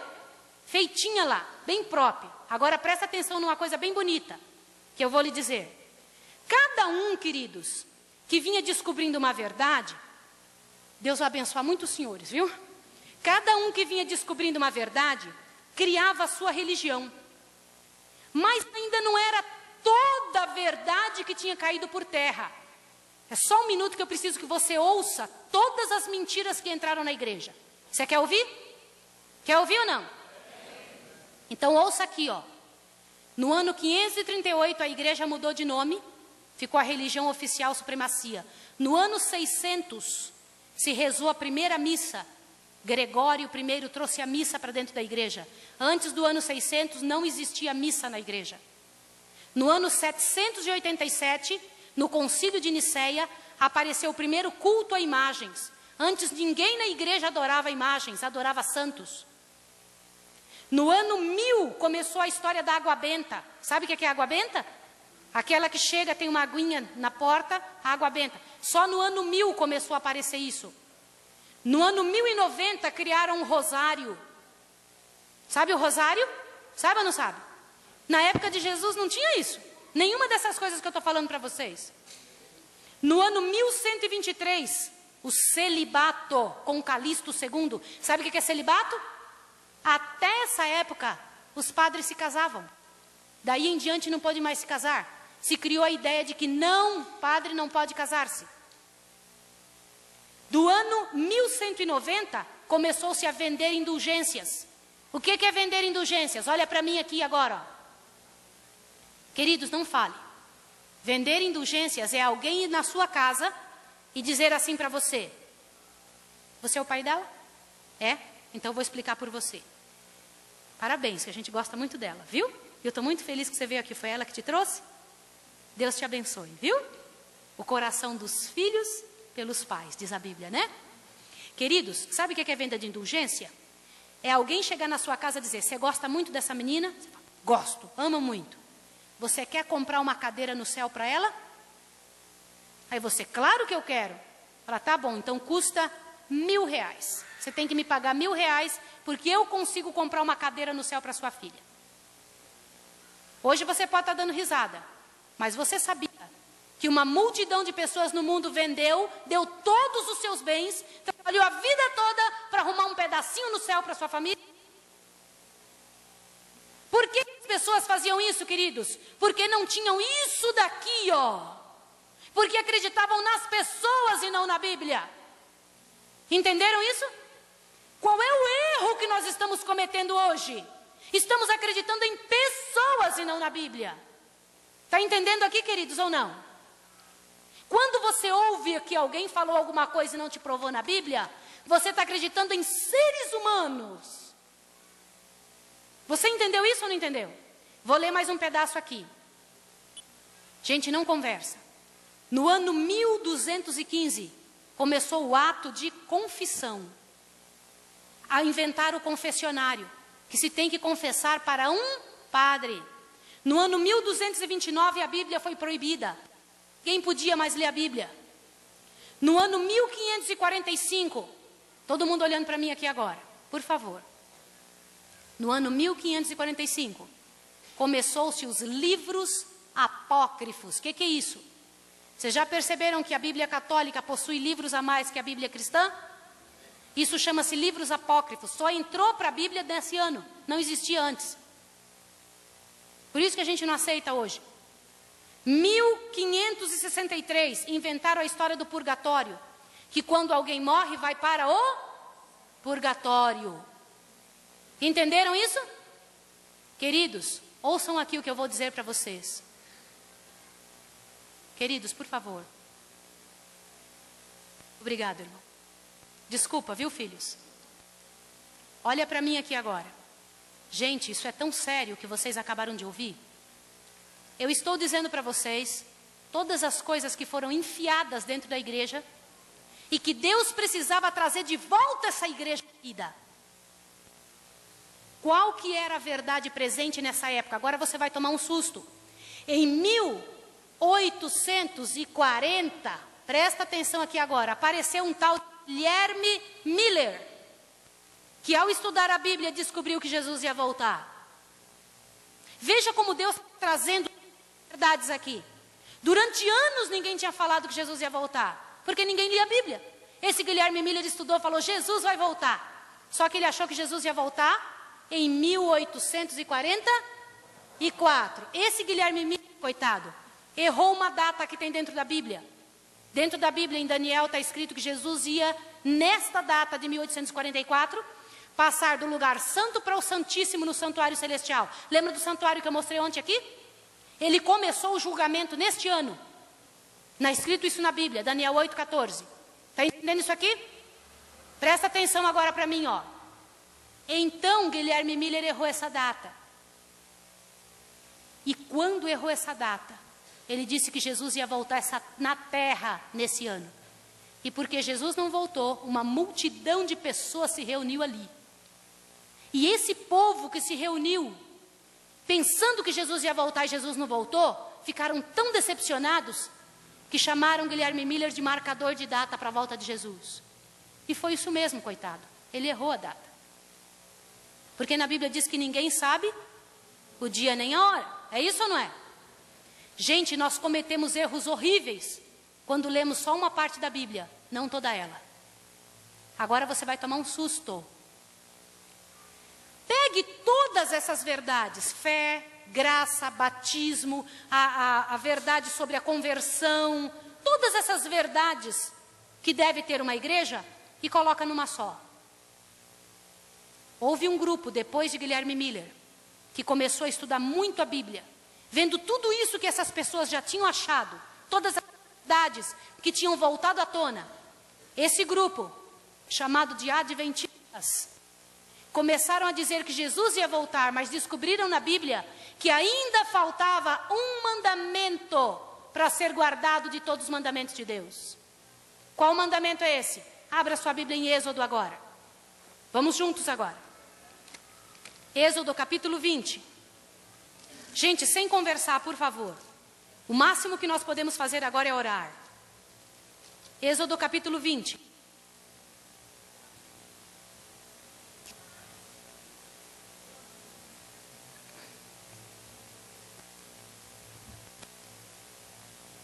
Obrigada, irmã, por ajudá-las, viu? Gente, Êxodo capítulo 20. Eu quero comentar uma coisa agora com vocês. Ó, vamos comentar uma coisa juntos agora. Queridos, é tão sério o que eu vou dizer para vocês agora, tão sério, que eu quero que vocês compreendam a seriedade do que nós estamos estudando aqui hoje à noite. Nós estamos estudando que uma abominação uma abominação imensa entrou dentro da igreja de Deus, de um tamanho desse aqui, ó. E a maior parte das pessoas hoje nunca tinham ouvido falar disso aqui. Tinha ouvido falar ou não? Quantos aqui já tinham ouvido falar disso? Levanta a mão. Quantos ouviram pela primeira vez hoje? Levanta a mão aqui. Seja sincero, outros nunca tinham ouvido falar nada, né? Estão mortos, né? Levanta a mão quem nunca tinha ouvido falar. Levanta a mão, por favor. Você sabe o que significa isso?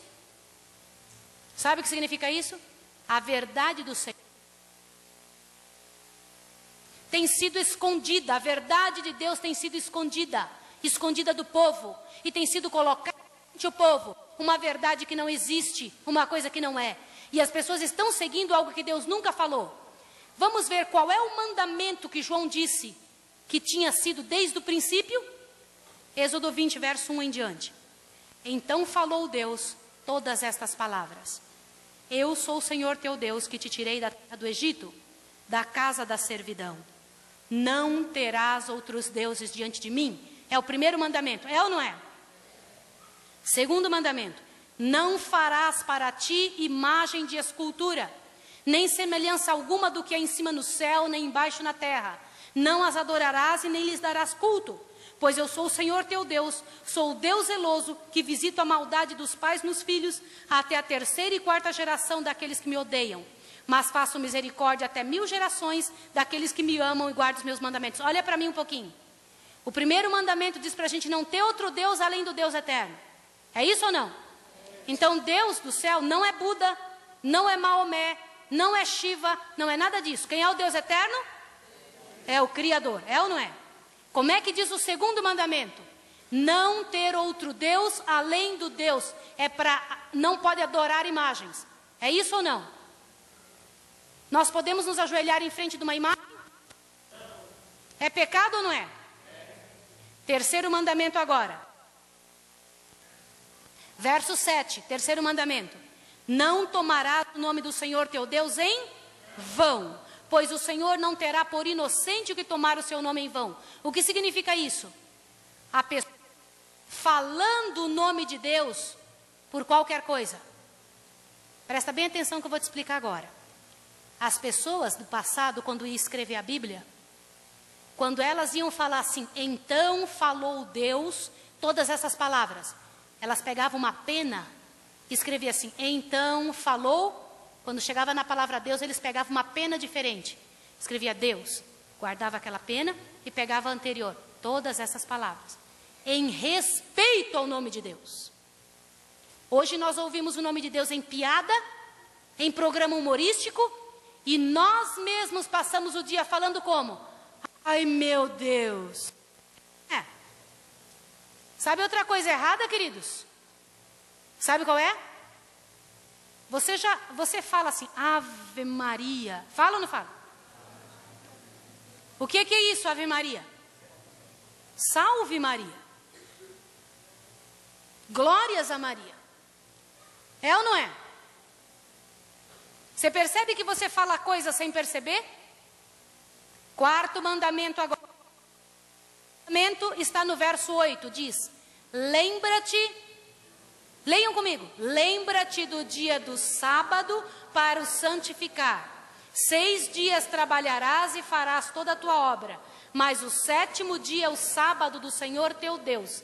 Não farás nenhum trabalho. Nem tu, nem teu filho, nem tua filha, nem teu escravo, nem tua escrava, nem teu animal, nem o estrangeiro que está dentro das tuas portas. Por quê? Porque em 6 dias fez o Senhor o céu, a terra e o mar, e tudo o que neles há. Mas no 7º dia descansou de toda a obra que fizera. Por isso abençoou o Senhor o dia de sábado e o santificou. Qual é? O quarto mandamento diz para adorar a Deus em que dia? Quem foi que inventou que é para adorar a Deus no domingo?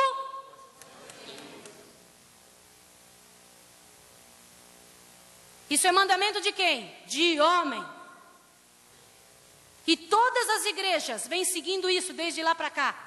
E quando a gente pergunta, por que vocês seguem a Deus no dia de domingo, se a Bíblia diz no dia de sábado? Sabe o que as pessoas respondem? Porque Jesus ressuscitou no domingo.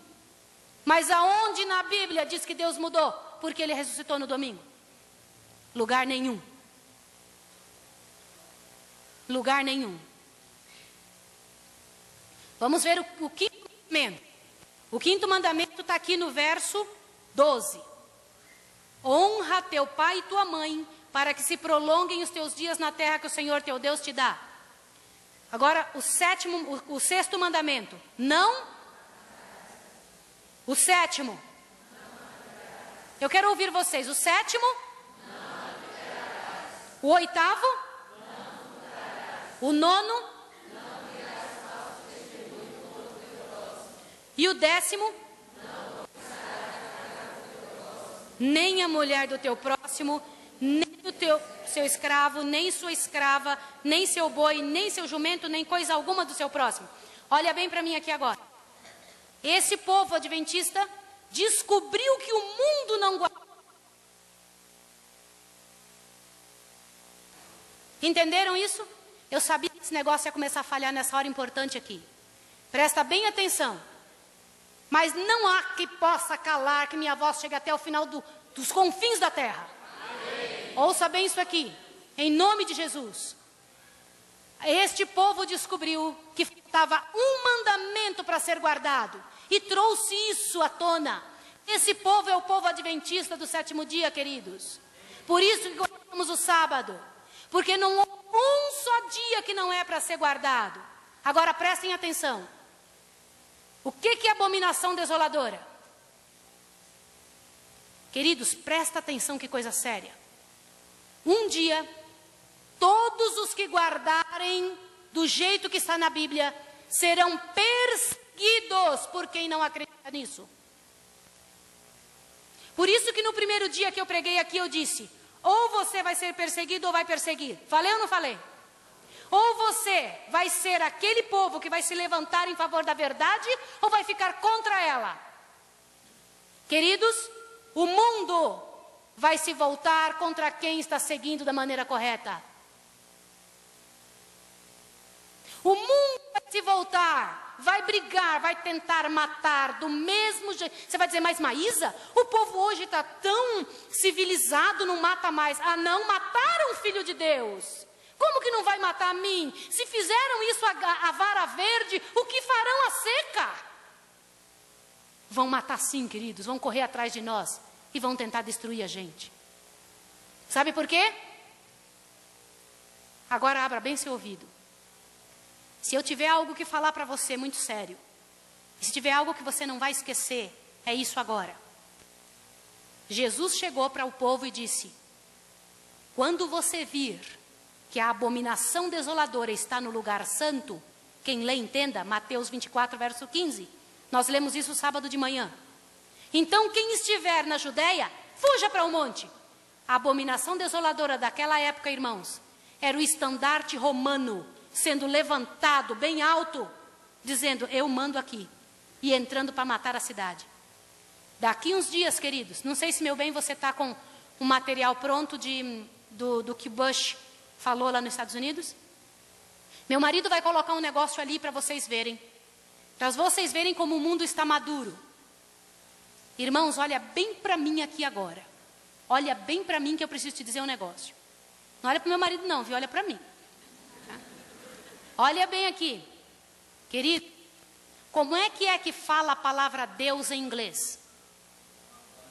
God. É isso ou não? Todo mundo sabe agora, né? Quem não sabia ficou sabendo. Deus em inglês é God. Irmãos, a Bíblia prediz que todo mundo, todas as pessoas do mundo, vão adorar de forma errada. Vão adorar a Deus de forma errada. E uns poucos que vão querer seguir a Deus do jeito certo, vão ser perseguidos. Aonde isso está escrito na Bíblia? Vai na sua Bíblia em Apocalipse 13 agora que eu preciso te mostrar. Vai lá correndo em Apocalipse 13. Nós vamos acabar em 10 minutinhos. Nós vamos orar. Daqui a 10 minutos vamos orar. Irmãos, me ajudem a orar, os senhores. Me ajudem a buscar a Deus agora. Não conversem. Apocalipse 13. Apocalipse 13, por favor.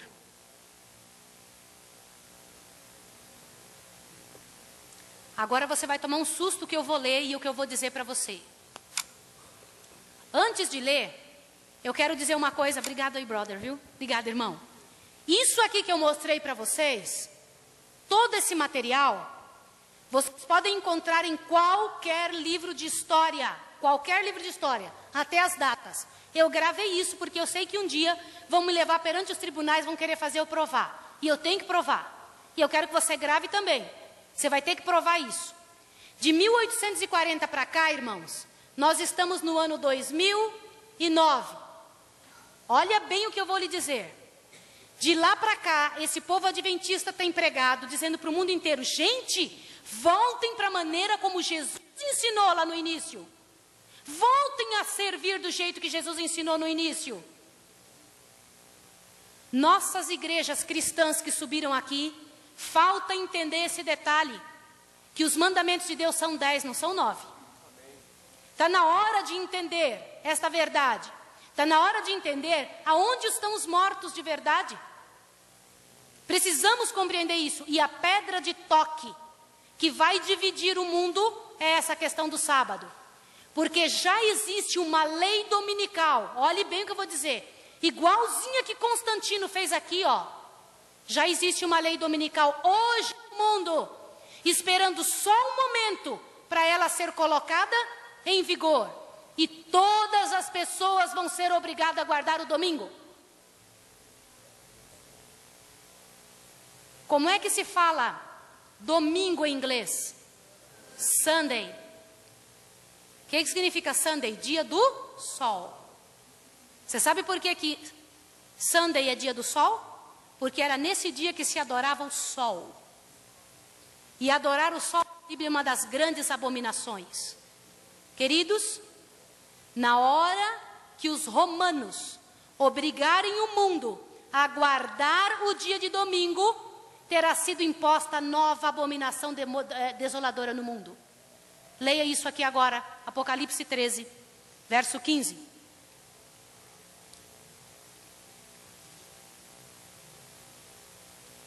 Não, antes do 15, capítulo 13, verso 2 e 3, ó.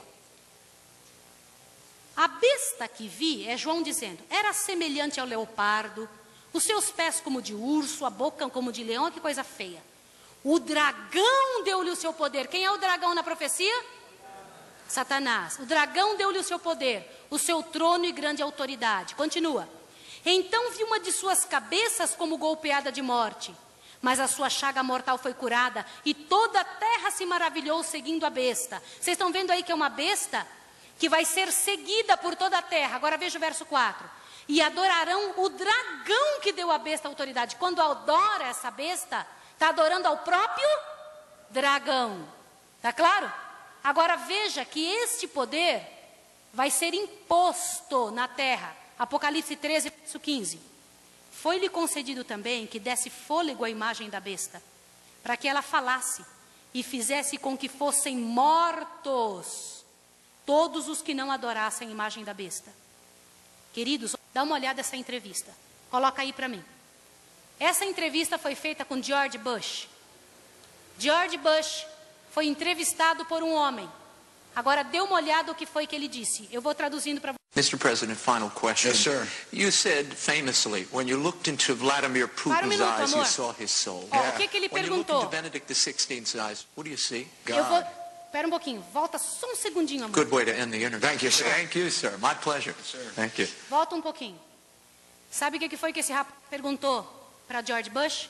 Perguntou assim: Mr. President, senhor presidente, quando o senhor olhou nos olhos de Bento XVI, o que foi que o senhor viu? O que foi que o Bush respondeu? Você não ouviu? Eu vou passar para você de novo. Ele disse: eu vi Deus nos olhos dele. Eu vi Deus. For Mr. President, final question. Yes, sir. Última pergunta. Ó, senhor presidente, eu tenho a última pergunta para te fazer. Estou traduzindo. You said famously, when you looked into Vladimir Putin's eyes, you saw his Quando você olhou dentro dos olhos, o que foi que você enxergou? Presta atenção agora. soul. Yeah. When you look into Benedict XVI's eyes, what do you see? God. God. Vocês viram isso aí ou não viram? Vocês sabem o que isso significa, irmãos queridos? Logo, logo, nós veremos a maior nação da terra, colocando um homem numa posição de Deus na terra, impondo o domingo como dia de guarda, que é o dia de guarda de sua religião. E a Bíblia disse exatamente o contrário. Você ouviu isso, querido? Você tem que decidir a quem você obedece. Se é um homem ou o que a Bíblia disse. Você tem que decidir o que é que você aceita. Se é o que o Deus eterno falou, ou se é o que os homens dizem que é para seguir. A maior parte das religiões do mundo seguem o domingo e não sabem por quê. Nem sabem que foi um homem que decidiu fazer isso. Não sabem. Você tem que tomar uma posição hoje. Hoje. E eu estou falando para todo adventista também. O que eu estou dizendo? Irmãos, quando nós tomamos uma posição para brincar com a nossa religião, nós estamos dando força ao lado inimigo. Quando nós não pregamos a verdade que sabemos, estamos deixando nossos irmãos sem conhecer a verdade. Sabia disso ou não? Quando nós não damos testemunho de nossa fé da maneira correta, quando nós não oferecemos ao mundo a verdade que tão de graça nós temos, nós deixamos o mundo sem saber e nós nos tornamos mais culpados do que eles. Quem se dispõe a se levantar perante Deus e dizer, Senhor, eu me entrego? O conjunto que veio aqui cantou um negócio espetacular. Eu quero repetir o que vocês cantaram. Vocês cantaram assim: nós seguiremos já a Jesus Cristo. Foi isso que vocês cantaram? E onde quer que for, iremos nós. Foi isso ou não foi? Agora veja a frase. Se por ferozes lutas nos guiares, deixa, pois, que os sigamos sem temor. Você está disposto